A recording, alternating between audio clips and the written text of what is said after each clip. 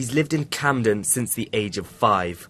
Now, though, he's been stripped of his British nationality and is thought to be in jail in East Africa. As a father, a British citizen, I'm worried a lot about my son. I've also got rights for my son to be helped, whether in the UK or abroad.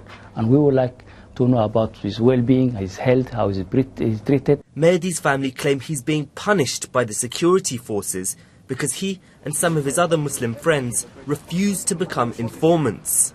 They accused me of being an extremist myself without evidence, and then they said the only way you can get rid of this taint on your name is if you help us and work for us.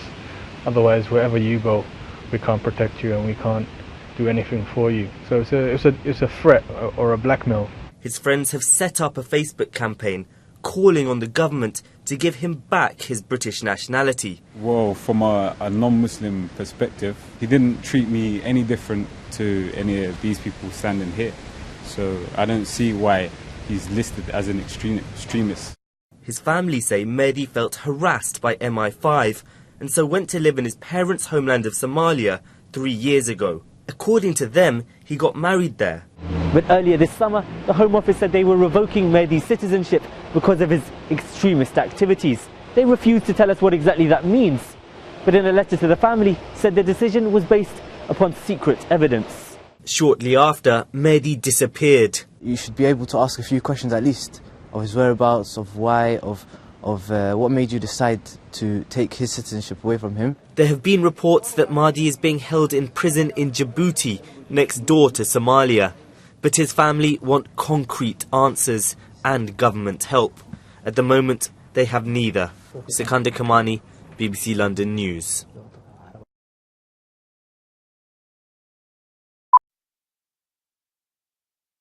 This is Mahdi Hashi, an ordinary 23-year-old British Somali Muslim. But now, Mahdi is no longer British, because the UK government decided to take away his citizenship. His crime was that he simply refused to cooperate with the British intelligence agency to spy on other Muslims. Mahdi grew up in the UK from the age of 5 and was a British citizen. It was in 2009 when Mahdi and 4 of his Muslim colleagues were approached and harassed separately by British security agents.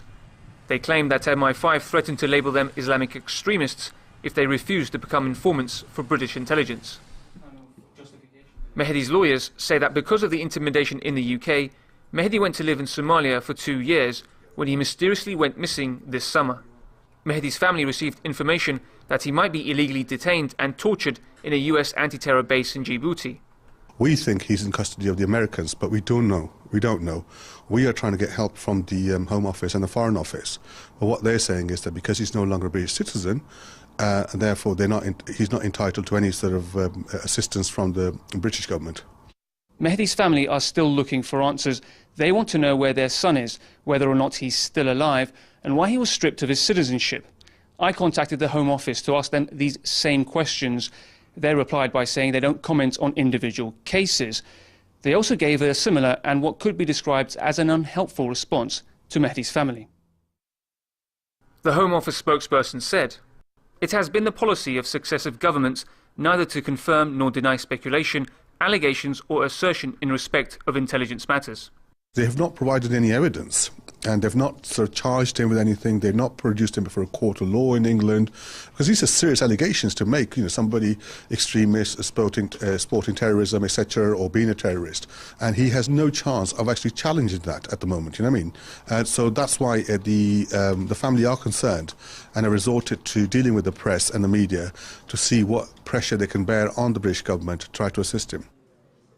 Britain's foreign policy concerns over conflict in Somalia have caused an upsurge of Somalis in this country being targeted by the secret services.